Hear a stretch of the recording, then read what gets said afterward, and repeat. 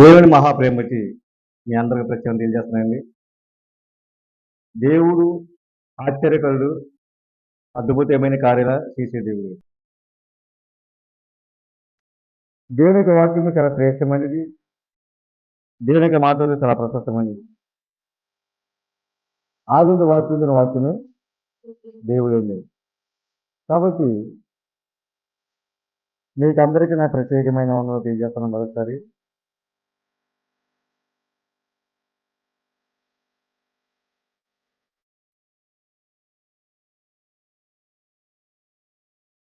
వాక్య నిమిత్తము ప్రార్థన చేస్తున్నానండి.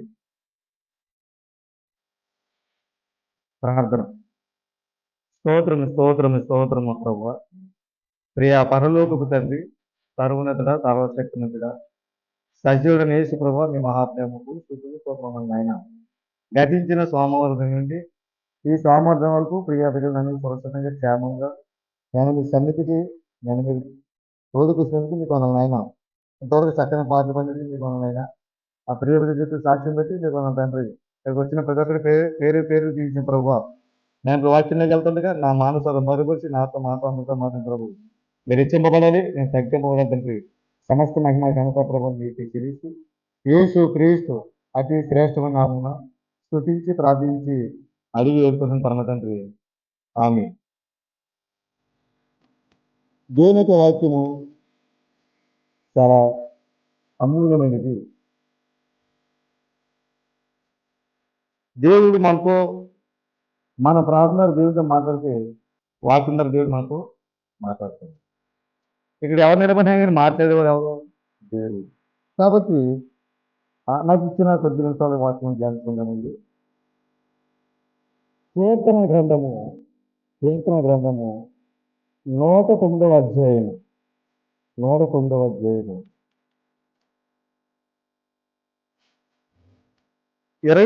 వచనం. వారు శపించుతున్నారు కానీ నీవు దీవించదు. చాలండి. వారు శపించుతున్నారు కానీ నీవు దీవించదవు. ఏమండి? ఇదే మాట ఇంకొక చోట దేవుడు మాట్లాడారు. రోమాపత్రిక 3వ అధ్యాయము. రోమాపత్రిక 3వ అధ్యాయము 14వ వచనం. వారి నోటి నిండా శపించటయు పగయు ఉన్నవి. ఏమండి? ఈ లోకములో, ఈ ప్రపంచములో మానవ నైజము అది. మన భావించే మన దేవుడు ఆశ్రయించిన దాన్ని బట్టి మనం ఒక ఉన్నతమైన ఒక ఆధిక్యత కలిగి ఉంటే, ఉద్యోగం చేసుకుంటే, ఒక వ్యాపారం చేసుకుంటే, ఒక పని చేసుకుని ఒక చక్కని బిల్డింగ్ కట్టుకుంటే, ఏమండి మానవులు ఏం చేస్తారు? తగ్గిస్తారు. ఏమండి? పగపడతారు. ఏదో విధంగా మనల్ని పాడు చేయాలి, ఏదో విధంగా మనల్ని నిందన పాలు చేయాలి, ఏదో విధంగా మనల్ని ఏమండి శ్రమల పాలు చేయాలి అని మానవునికి నైజమది, మానవ ఉద్దేశం అది. ఏమండి? అయితే దేవుడికి ఉద్దేశం అంటే దీవించే దేవుడు, ఆశ్రయించే దేవుడే. నువ్వు అప్పులు ఉండడానికి ఇష్టం లేదు, నువ్వు పేదరికం ఉండడానికి ఇష్టం లేదు, నువ్వు పూరి కూర్చోడానికి ఇష్టం లేదు, ఏమండి నువ్వు సమస్యలతో సతమతం అవడానికి ఇష్టం లేదు. ఆయన ఏంటంటే మనం ఎప్పుడు ఒక ఉన్నతమైన స్థానం ఇచ్చే దేవుడే, ఒక గౌరవప్రదమైన స్థితిలో ఇచ్చే దేవుడైనా. మనుషులు మనకి కీర్తాలు పడతారో, మనుషులు మనకి శపిస్తారో, మనుషులు మనకి నష్టం చేస్తారో, మనుషులు మనకి అనేక విధాలుగా చేస్తారు. కానీ దేవుడు అవన్నీ మార్పు చేసే దేవుడు, మార్చే దేవుడైనా. కీడిని మేలుగా మార్చే దేవుడు, నష్టాన్ని లాభంగా మార్చే దేవుడు, దుఃఖాన్ని సంతోషంగా మార్చే దేవుడు, కీడిని మేలుగా మార్చే దేవుడైనా. ఏమండి? చేతిని మధురంగా మార్చే దేవుడైనా. ఏమండి? ఆయన కార్యం అద్భుతమైన కార్యం చేసే దేవుడే. ఏమండి? సహజంగా బైబిల్లో ఒక చక్కని మాట ఉంటుంది అన్నమాట. ఏంటంటే మనం కొంతమంది లోకరీతి ఏమంటారంటే నూనె ఎవరు అడగరు. ఏమండి? ఎందుకు అడగరంటే నూనె అది సతునముగా. ఏమండి? నూనె అప్పడితే అంటే పేదరికం ఉంటుందని చెప్పేసి ఒక అప్పుని ఏమో ఇస్తే మళ్ళీ మన పేదరికం అయిపోతుందని చెప్పేసి ఆ ఒక ఒక సమాజము ఆ విధంగా పరిగణించింది. సమాజం ఆ విధంగా సృష్టించింది అన్నమాట. నూనె ఎవరు అప్పు ఏమండి అది అసభ్యంగా పరిగణిస్తారన్నమాట. అంటే మంచిది కాదు. అంటే నూనె కానీ ఉప్పు కానీ ఎవరు మాట నూనె కానీ ఉప్పు కానీ ఎవరు ఏమండి కానీ దేవునికి అసలు ఏం లేదు. భర్త చనిపోయి చిన్నపిల్లలు భర్త సేవకుడైన ఆయన సడన్గా చనిపోతే ఆయన కొన్ని అప్పులు చేశాడు. ఆ అప్పులు ఇచ్చేవాళ్ళు ఈ పిల్లల్ని తీసుకెళ్ళిపోయి బాంకప్పు తీసుకుంటామో పని చేసుకుంటామని చెప్పేసి వాళ్ళు ఒత్తిడి చేస్తారన్నమాట. ఆ టైంలో ఆ తల్లి ప్రార్థన చేస్తుంది, ప్రభు ఇది పరిస్థితి. దేవుడు ఏం చెప్తుంది అంటే నీ దగ్గర ఏమున్నాయంటే ఇంట్లో బాణ కొండ ఉందండి, ఖాళీ కొండ ఉంది. ఏమండి ఖాళీ కొండ ఉందందుకు ఏమి లేదు, పేదరికం. ఆ దేవుడు సేవకుడు ఏం చెప్పారంటే నువ్వు ఉన్న వీధిలోకి వెళ్ళి నువ్వున్న గలేజ దాన్ని ఉన్న బజారు అంటారన్నమాట. అంటే సీటు కానీ ఆ పేత ఆ వీధిలోకి వెళ్ళి అందరినీ ఆ ఖాళీ పొలంలో అడగమని చెప్పేసి చెప్తారన్నమాట. భక్తులు దైవజనులు దేవుడు చెప్పకుండా నీ దగ్గర పంపించారు దేవుడు. నీ కొండతో పాటు ఇరుగు పరివారు ఆ ప్రదేశం అంతా కూడా అన్ని గృహాలకు వెళ్ళి నువ్వు ఖాళీ పొలంలో నువ్వు తీసుకుంటారా అని చెప్తారన్నమాట. సరే అని చెప్పేసి ఆమె అలాగే ప్రతి ఇంటికి వెళ్ళి ఖాళీ బాణ అంటే బాగా మనకంటే బిందు చిన్న బిందులు ఉంటాయి, పింఛలు కొంత ఉంటాయి. కానీ ఇసుకలో నీరు ఎంత నీరు దొరికి కష్టం కాబట్టి అది ఏంటంటే పెద్ద పెద్ద బార్లు ఉంటాయి అన్నమాట, పెద్ద బార్లు ఉంటాయి. ఏమంటే మనం చూస్తుంటాం స్లాబర్ చేసినకి వాటర్ డబ్బాలు ఉన్నాయి, పెద్ద డబ్బా ఉన్నాయి, అంతంత మట్టి పాత్రలు ఉంటాయి అన్నమాట నీరు నిల్వించుకోవడానికి. అటువంటి తీసుకొస్తుంది అన్నమాట. తీసుకొచ్చాక అప్పుడు ఇంకా ఉన్నాయంటే లేదంటే ఒక ఒక ఒక ఎన్నో ఒక 50 ఎన్నో ఆమె ఆ పాత్రలో ఆ బాణలో తీసుకొచ్చింది అన్నమాట. అయితే ఆయన నూనె తీసుకుని ఏమండి బాగా నూనె తీసుకుని ఒక సుక్క వేయగానే ఒక సుక్క తీసుకుంటా ఆ 50 బాణలు వెళ్ళిపోతే ఒక సుక్క అనేసి ఆ 50 బాణలో ఆ 50 మట్టి పాత్రలో నూనె ఉళ్ళైపోయింది. ఏమైపోయింది? ఉళ్ళైపోయింది. అద్భుతం కదా, ఆశ్చర్యం కదా. సహజంగా సమాజము నూనెను సకినముగా పరిగణిస్తారు. నూనెను ఎవరు అప్పవరు కానీ దేవుడు ఆ నూనె ద్వారా ఆయన అప్పులు తీసుకోమని ఇంకా డబ్బులు గురించి ఆమె పిల్లలు పోషింపబడ్డారు జీవితంతో. ఏమంటే దేవుడి కార్యాలు అలాగే ఉంటాయి. ఏదైతే సగ్నం అంటారో ఏదైతే అశుభం అంటారో దాన్ని శుభంగా చేసే దేవుడే. దేవుని స్తోత్రం. అది ఆయన చేసే కార్యం. నేను శబ్దించేవాడు దేవుడు నువ్వు ఎదురు జీవిస్తాడంటే ఏమండి నువ్వు నాశించిపోవా, నేను అలగైపోవడని చాలా మంది శపిస్తారు. మన నష్టపోతారు కావాలి, సంతోషపడతారు, మన అప్పులు ఉంటారు కావాలి. కానీ దేవుడిని అప్పులు ఉంచడం, దేవుడిని పేదలు ఉంచడం, దేవుడిని ఇబ్బంది ఉంచడం, దేవుని వ్యాపారం కానీ ఉద్యోగాన్ని ఏ విధమైన లోటు రావడం అదే ఆయన కార్యం. వారు శపించరు కానీ నీవు దీవించవు. దినంలో ప్రవర్తన కానీ బాలాజీ దానికి వెళ్ళి శపించడానికి వెళ్ళాడు. ఏమండి ఇద్దరు శపించడానికి వెళ్తే దేవుడు ఎవరు లెక్కడు దేవుడు అంటే అని పెద్దల కోసం ఎవరు కూడా లెక్క. సేవకుడు అంటే చాలా గౌరవానికి అది సేవకుల మాట కూడా అనేది ఎప్పుడైనా బిలాము సేవకుడు మా సేవకుడే బాలాకు రాజు అని అది ఓడిపోతున్నాడు ఎదురు పట్ల. అది ఇతనికి ఆ లంచం ఇచ్చి నువ్వు శపింపడతారు కాబట్టి నువ్వు చెప్పొచ్చు వాళ్ళని నష్టం చెప్పేసి వాళ్ళ ఓడిపోయి చెప్పి చెప్తే ఏ డబ్బులు తీసుకుని ధన నాశపడి వెళ్తే అతను దానికి వెళ్ళాక దేవుడు అతను మనసు మార్చగా ఇజ్రాయెల్ దీవించడానికి అది శపించగలిగిన వ్యక్తి ఆడ ఆటోమేటిక్ గా దీవించేయగలిగింది. ఆ రాజు అతను ఎందుకు వాళ్ళు దీవించడం అంటే నేను నా శోధన అదే మాట ఈ బ్రెయిన్ ఎందుకు నా శోధన లేదు, ఆయన శోధన ఆయన చెప్పిన చెప్తుందో పని ఇష్టము కాదు. అది అద్భుతం. ఏమంటే వారు శపించుదురు కానీ నీవు దీవించేదవు. ప్రియ సంగమ, ప్రియ దేవుతారా, ప్రియ విశ్వాసారా, ప్రియ భక్తులారా, దేవుడు దీవించే దేవుడు. చక్కని మాట తెలియజేస్తున్నమాట. అక్కడ వాక్యం తెలియజేస్తుంది మనకి. ఒకసారి చూద్దాం. ద్వితీయోపదేశ కాండము 23వ అధ్యాయము.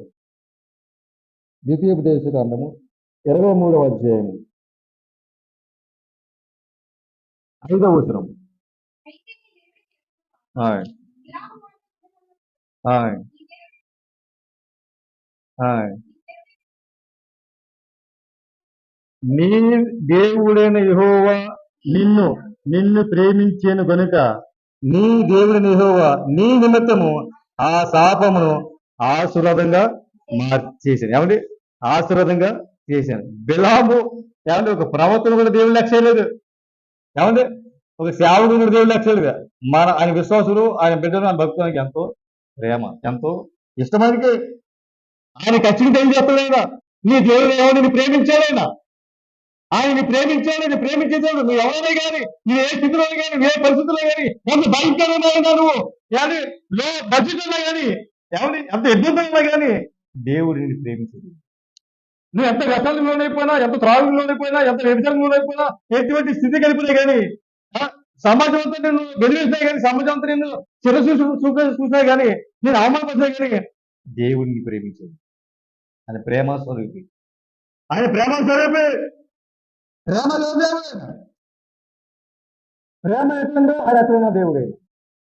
లోక సంబంధమైన, శారీరక సంబంధమైన ప్రేమ కాదు, దైవ ప్రేమ, ఆత్మీయ ప్రేమ, ఆధ్యాత్మిక ప్రేమ. ప్రాణ రుధిర ధనసమితి ఆయన శ్రేష్టమైన రక్తంతో, ఆయన పరిశుద్ధంతో నీ కొరకు, నా కొరకు, సమస్త ప్రజల పాపల కొరకు ప్రాణం పెట్టిన దేవుడైనా ప్రేమ స్వరూపి. ప్రాణాన్ని పెట్టిన అంత ప్రేమ గల దేవుడు. ఏమండి? ప్రాణం పెట్టినంత ప్రేమ గల దేవుడైనా నరకునికి వెళ్ళకూడదని అగ్నిగా ఆ భయంకర పరిస్థితి వెళ్ళకూడదు నీ కొరకు ప్రాణం పెట్టిన దేవుడు. నేను ప్రేమించేవాడైనా. మనుషులు డబ్బులుంటే ప్రేమిస్తారు. ఏమంటే ఉద్యోగం, హైయెస్ట్ ఉద్యోగం ఉన్న వ్యాపారం లాభం వస్తే, కానీ అప్పటి పనులు ఉంటే, కానీ ఖరీదైన కానీ రాజకీయ పలుకులు ఉంటే ప్రేమిస్తారు. కానీ దేవుడు నీకు ఏమీ లేకపోయినా ప్రేమించేవాడు. దేవుని స్తోత్రం. ఏమంటే సమాజము, లోకము ధనం చూస్తుంది, రాజకీయ పలుకులు చూస్తుంది. ఏమంటే ఎంత స్టేటస్ ఉందో, ఎంత కెపాసిటీ చూస్తుంది. కానీ దేవుడు అవన్నీ చూసే దేవుడు కాదు. అంత ప్రేమ గల దేవుడు. ఆయన నిన్ను ప్రేమించి, అబ్బా కదా, ఆయన్ని ప్రేమించి అద్భుతమైన దేవుడు. నీ దేవుని యెహోవా నిన్ను ప్రేమించాను కనుక నీ దేవుని యెహోవా నీ నిమిత్తము ఆ శాపమును ఆశీర్వాదంగా మార్చే దేవుడు. నీ నిమిత్తము. ఏమండి? నీ నిమిత్తము. మనం అనుకుంటాం నాకెవరు లేరు, ఆయన ఉన్నదండి. సర్వశక్తి మంత్రులు ఉన్నారు, జగద్రక్షకుడు, మహాదేవుడు, దేవదేవుడు, సర్వ సృష్టికరణ దేవుడు, సర్వజ్ఞాని, దేవుడు ఉన్నాడు ఆయన. ఏమండి? ఆయన అనుకున్నాడు మనకి ఎవరు ఈ లోక సంబంధమైన ఎవరు ప్రేమించకపోయినా, ఈ లోక సంబంధమైన మనం ఎవరు కోరుకోకుండా, ఈ లోక సంబంధమైన ఎవరు మనం పట్టించుకోకపోయినా నేను పట్టించుకునే దేవుడు ఉన్నాడు, నేను ప్రేమించే దేవుడు ఉన్నాడు. ఆయన ప్రభుదేవ దేవుడు, కనికర స్వరూపుడైన, కరుణామయుడైన. ఏమండి? ఆ మహాదేవుడు నీ నిమిత్తము ఆ శాపమును ఆశ్రయంగా తమ్ముడు సార్ సింపుల్ సాక్షి. ఎవరు రోడ్డు బదిలీడు 10 రూపాయలు ఎవరిదని చెప్పి శపించేయడట. ఏమంటే ఒక మానవ శపించేస్తే శపం పడిపోతామా? ఒక మానవ దీవించి దీవ పడిపోతామా? మానవ చేతులు ఉంది ఏమన్నా? ఏమంటే ఏమి చేయాలన్నా చేసేవాడు ఆయన. ఏమంటే వారు శపిస్తారు కానీ దేవుడు దీవించేవాడే. నీరు పరివారిని శపించచ్చు. ఏమంటే నీ స్నేహితులు శపించచ్చు. అంటే ఏమి ఆ శపించిన స్నేహితులు దేవుడు ఏమి రెండంతలుగా జీవించాడు, ఆశించాడు. ఏమంటే తన స్నేహితులే, తన ప్రాణ స్నేహితులే అతను శపించారు.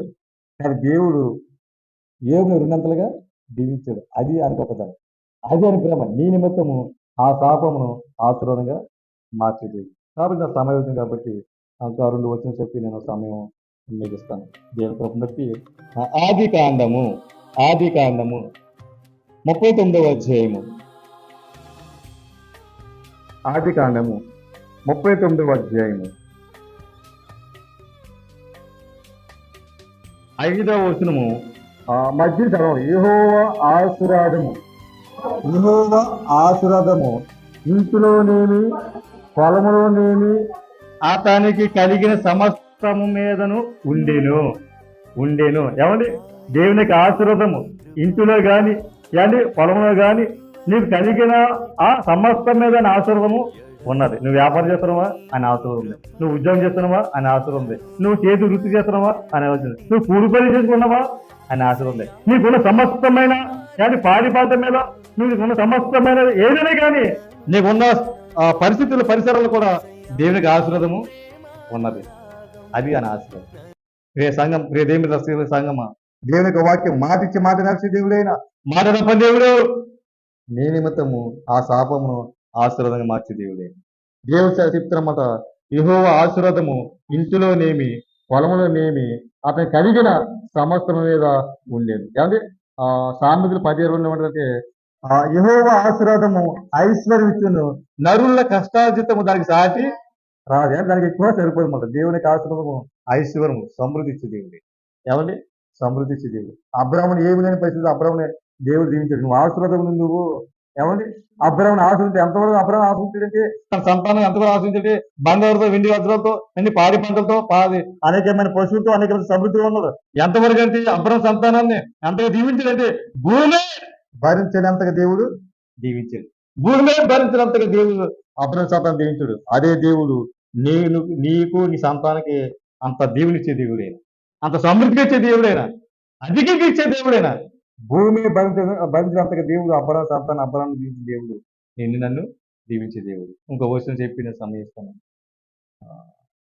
కీర్తన గ్రంథము 21వ అధ్యాయము. కీర్తన గ్రంథము 21వ అధ్యాయము 6వ వచనం. అది కీర్తన గ్రంథము 21వ అధ్యాయము 6వ వచనము. నిత్యము నిరంతరము ఎల్లకాలము ఆశీర్వాదకారకుడిగా ఉండినట్లు నువ్వు అతన్ని నియమించి విన్నావు. నీ సన్నిధిని సంతోషంతో అతన్ని నొల్లాసింప చేస్తున్నావు. ఏమంటే నిత్యము నువ్వు ఆశీర్వాదకారంగా ఉంటావు. ఏమంటే తరాల మారిన, సంవత్సరం మారిన, నెలల మారిన, రోజులు మారిన, వారాలు మారిన, గంటలు మారిన, ఎందుకు మారినా కానీ నువ్వు నిత్యం ఆశీర్వాదంగా ఉంచే దేవుడైనా. ఏమంటే ఈ సంవత్సరం ఎల్లకాలము నిన్ను ఆశీర్వాదంగా ఉంచే దేవుడు. ఆయన సన్నిధిలో నేను సంతోషంప చేసే దేవుడు. అతి ఆశీర్వాద దీవెన గాడ్ గివ్స్ అందరికీ మీకు నాకు దేవుడు అనిపించి దినవాక్యం దీవించాల్సింది కాక. God bless you.